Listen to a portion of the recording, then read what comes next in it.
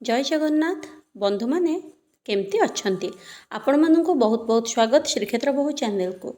बंधु माने आज मु आपण मानकु कहबी मकर राशि मैजिकल पॉइंट भितरे मकर राशि विषय रे खूब सुंदर सुंदर कथा मु आपण मानकु कहबी जहाँकि आपणक जीवन रे आपण ताकू बहुत मात्रा अनुभव करिथिबे। मकर राशि विषय रे कौन आपण कलबल होउचंती, कौन आपण जीवन में कष्ट रही, कौन एवं पर्यंत आप भोगी आपण जीवन में कौन मैजिक मोमेंट्स होबाकू जाउची, कौन आपण जीवन में परिवर्तन होबाकू जाउची, सब सुंदर सुंदर कथा मु कहबी जहाँकि 100% आपण जीवन में सत ही घटिबो।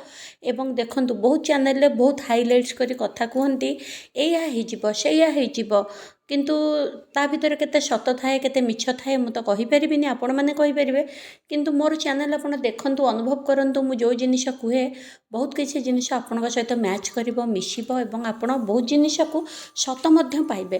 ता छड़ा बंधु माने आउ गोटे कथा एटा होचे जेन्युइन रीडिंग, आपणकर जातक लग्न समय संपूर्ण सठिक विवरणी देई थाए। किंतु मकर राशि भारत रे विश्व रे बहुत अछंती, एटा समस्त गोटे 80% 90% मिसिला भलिया कथा मु कहबी। जातक देखिले ही संपूर्ण 100% कथाटी जना पड़े, नचे तथापि राशिर गोटे प्रभाव थाए, लग्नर गोटे प्रभाव थाए, से राशिर प्रभाव लग्नर प्रभाव हिसाब रे निश्चिंत भाव 90% आपण सहित मिसिबो बोली मोर विश्वास एवं श्रद्धा। तेबे बंधु माने आपण को अंचल देखुचंती एवं आपणक राशि कौन, आपणक घरे कहार ए मकर राशि रही निश्चिंत आपण कमेंट्स जरिया जनातु, आपण विषय भिडियो आने को चेष्टा करी। ता छड़ा जदि आपणकर मकर राशि ताहा मध्य आपण कमेंट्स मत लिखिकी जनातु। एवं मोर इष्ट देवता प्रभु जगन्नाथ मु श्रीक्षेत्र धाम पुरी आपणक पई श्रीक्षेत्र बहु चैनल को बहुत बहुत स्वागत करुच्ची। सब बेले खुशी रे रहंतु, प्रभु जगन्नाथ पाखरे आपण मानक पई प्रार्थना मध्य करुच्ची। तेबे आपण माने खुशी रे श्रद्धा रे जय जगन्नाथ लिखंतु, जय श्री राम लिखंतु, जय माँ महालक्ष्मी निश्चिंत भाव में लिखंतु, बा आपणकर इष्ट देवता किए तांको नारे कमेंट्स रे लिखंतु, आपणक राशि लिखंतु। निश्चिंत भाव में आपणक पई सुंदर सुंदर टिप्स एवं वीडियो आनिबा को चेष्टा करिबी। एवं मोर प्रतिकार गुड़िक बहुत भल, बहुत पुराना 3 वर्ष तलू आपण देखंतु मोर पुराना वीडियो गुड़िक सुंदर सुंदर प्रतिकार देछि, विवाह पई, लव मैरेज पई, पाठपढ़ा पई, आपणकर घरे कली झगड़ा पई विश्वास सह आपण करंतु, बा लाइफ रे डेवलप पई विश्वास सह करंतु, बहुत भल काम दिए। विश्वास सह करंतु, श्रद्धा सह करंतु एवं टिके टाइम देकी धैर्य सहकार अपेक्षा करके देखंतु, निश्चिंत आपण सक्सेस सेथिरे पाई जिवे। तेबे जदि आपण मो द्वारा प्रतिकार करबा पई चाहुचंती, आपनक जीवन रे किछि भी समस्या चलीची रिमेडी करबा पई चाहुचंती, नबा पई चाहुचंती, तेबे ऑफिस रो फोन नंबर अछि, आपण अपॉइंटमेंट नै परबे। देखंतु मकर राशि रो लोक माने खूब चुलबुलिया एवं सुंदरिया राशि ही थांती।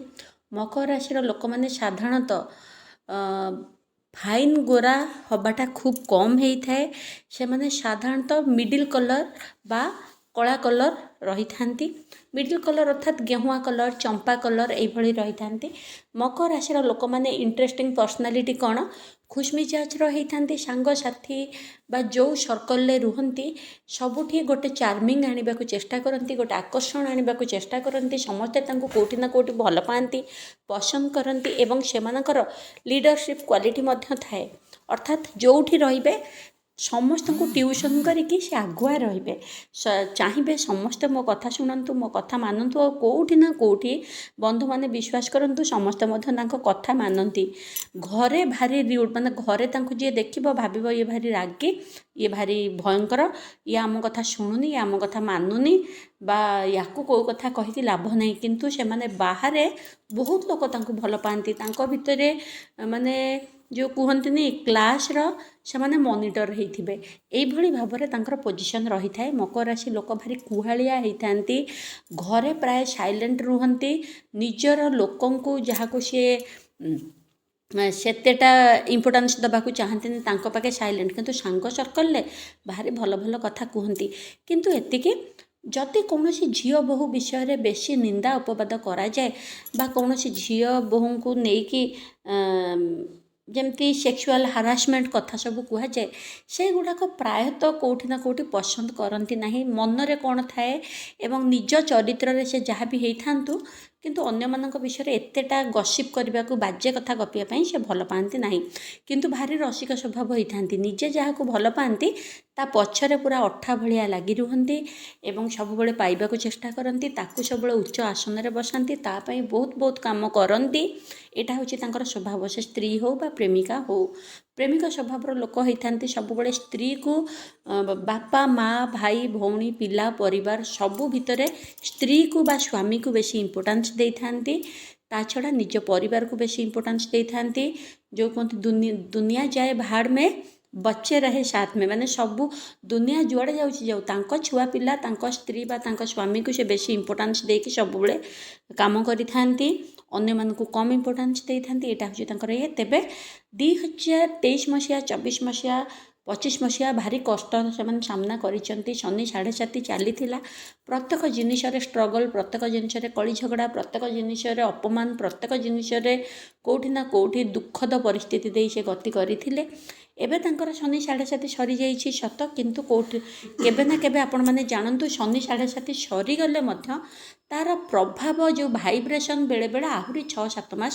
ଆପଣ ବହୁ ଚ୍ୟାନେଲରେ ଶୁଣୁଥିବେ ଶନି 7.5 ସରିଯାଇଛି, ମକର ରାଶି ହେବେ, ରଜା, ଏଇଭଳି ଶୁଣୁଥିବେ। କିନ୍ତୁ ପ୍ରକୃତରେ ଶନି 7.5 ସରିଯିବା ପରେ ମଧ୍ୟ 6 ମାସ 7 ମାସ କେଉଁଠି ନା କେଉଁଠି ତା'ର ପ୍ରଭାବ ଆପଣଙ୍କୁ କିଛି ମାତ୍ରାରେ ଦେଖିବାକୁ ମିଳେ। ଭଲ ଭଲ ଜିନିଷ ପାଇବେ, କିନ୍ତୁ 6 ମାସ ପର୍ଯ୍ୟନ୍ତ ଆପଣଙ୍କର ଯେଉଁ ମାନ୍ଦା, ଯେଉଁ ଲେଜିନେସ୍, ଆପଣ ବି ତ ବ୍ୟାଡ଼୍ ହ୍ୟାବିଟ୍, ଖରାପ ହ୍ୟାବିଟ୍ରେ ପଡ଼ିକି ରହିଥିବେ ନା, ସେଇଗୁଡ଼ା ସବୁ 6 ମାସ ପର୍ଯ୍ୟନ୍ତ 7 ମାସ ପର୍ଯ୍ୟନ୍ତ ଗ୍ରହ ଦଶା କଟିବା ପାଇଁ ସମ୍ପୂର୍ଣ୍ଣ ଆପଣଙ୍କୁ ସମୟ ଲାଗେ। ସରିଯାଇଥିଲେ ମଧ୍ୟ ଧୀରେ ଧୀରେ ଆପଣଙ୍କୁ ପରିବର୍ତ୍ତନ ଆସିବ। ବା ଏମିତି ଭାବି ନିଅନ୍ତୁ, ଭଲ ଜିନିଷ ଆପଣଙ୍କ ଲାଇଫକୁ ଆସିବା ପାଇଁ ଯାହା ସବୁ ଖରାପ ଚାଲିଥିଲା ସିଏ କଟିକି ଭଲ ଜିନିଷ ଆସିବା ପାଇଁ ବାଟ ତିଆରି ହେଇକି ଭଲ ହଠାତ୍ ବି କେଉଁ ଜିନିଷଟା ଆସିଯିବ କି, ଟିକେ ତ ସମୟ ଲାଗିବ ନା। ତେଣୁ ଧୀରେ ଧୀରେ ଆପଣଙ୍କ ଲାଇଫକୁ 6 ମାସ 7 ମାସ ଭିତରେ ଏଣ୍ଟ୍ରି କରିଯିବ।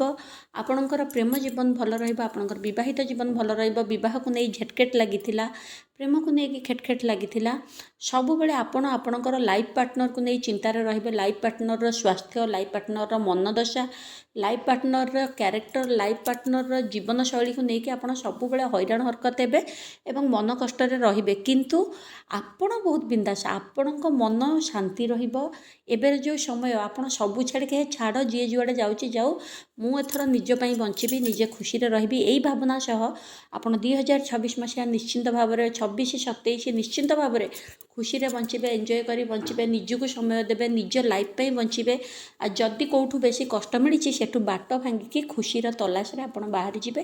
ଟଙ୍କା ଆପଣଙ୍କ ଜୀବନରେ ବହୁତ ଷ୍ଟ୍ରଗଲରେ ଚାଲିଥିଲା, ଏବେ କିନ୍ତୁ ଇଜି ହେବ, ସହଜରେ ଆସିବ, କିନ୍ତୁ ଓକେ ରହିବ। ଅର୍ଥାତ୍ ନା ଆପଣଙ୍କୁ ବେଶୀ କଷ୍ଟ ହେବ ନା ଅତ୍ୟଧିକ ମିଳିବ। କାରଣ ମିଳିବ ତ ଦେଖିବାକୁ ଗଲେ ଭଲ, ବାହାର ଲୋକ କହିବେ ଆ ପାଖରେ କିଛି ନଥିଲା, ବହୁତ ଟଙ୍କା ଆସିଲାଣି, ବହୁତ ଭଲରେ ରହିଲାଣି। 6-7 ମାସ ଭିତରେ ଆପଣଙ୍କୁ ଏଇ ପରିବର୍ତ୍ତନ ଦେଖାଯିବ, ଲୋକ କହିବେ। କିନ୍ତୁ ଆପଣ ଯେହେତୁ 4 ବର୍ଷ 5 ବର୍ଷ ଧରିକି ଷ୍ଟ୍ରଗଲରେ ଥିଲେ, ଟଙ୍କା ପଇସା ଅଭାବ ଭୋଗୁଥିଲେ, କୌଣସି ବି ଜୀବନରେ ଭଲ ପରିବର୍ତ୍ତନ ନଥିଲା, ଯାହା ବି ଆସିବ ଆପଣଙ୍କୁ କେଉଁଠି ନା କେଉଁଠି ଲାଗିବ ଏଇଟା କିଛି ନୁହଁ, ଏଇଟା ବହୁତ କମ୍, ଆପଣଙ୍କୁ କମ୍ ଲାଗିବ। କିନ୍ତୁ ମୋଟାମୋଟି ଭାବରେ ଜୀବନ ଆପଣଙ୍କର ସୁରୁଖୁରୁରେ ଚାଲିବ। ପିଲା ପରିବାର ସବୁଆଡ଼ୁ ଆପଣଙ୍କୁ ଭଲ ରହିବ। ଆପଣଙ୍କୁ ଯଦି ବି କେଉଁଠୁ ମିଳିବନି, ଆପଣ ନିଜ ବାଟ ବାଛିକି ନିଜ ଖୁସି ଖୋଜିବେ। ଅନ୍ୟ ଜାଗାରେ ବାହାରେ ବୁଲି ଚାଲି ଖାଇ ପିଇ ସାଙ୍ଗସାଥି ବା କାହାକୁ ବି ପସନ୍ଦ କରୁଛନ୍ତି ତା ପାଇଁ ଟାଇମ୍ ଦେଇକି ଆପଣ ନିଜ ଲାଇଫକୁ ଏନ୍ଜୟ କରିବାକୁ ଲାଗିବେ। ଆଶା କରୁଛି ଭିଡ଼ିଓଟି ଆପଣଙ୍କୁ ଭଲ ଲାଗିଥିବ। ଭିଡ଼ିଓ ଭଲ ଲାଗିଲେ ସବସ୍କ୍ରାଇବ୍ କରନ୍ତୁ, ସେୟାର କରନ୍ତୁ। ଦେଖା ହେବା, କଥା ହେବା ଆଉ ଗୋଟେ ଭିଡ଼ିଓରେ। ଆପଣମାନଙ୍କୁ ବହୁତ ଶୁଭକାମନା। ଜୟ ଜଗନ୍ନାଥ।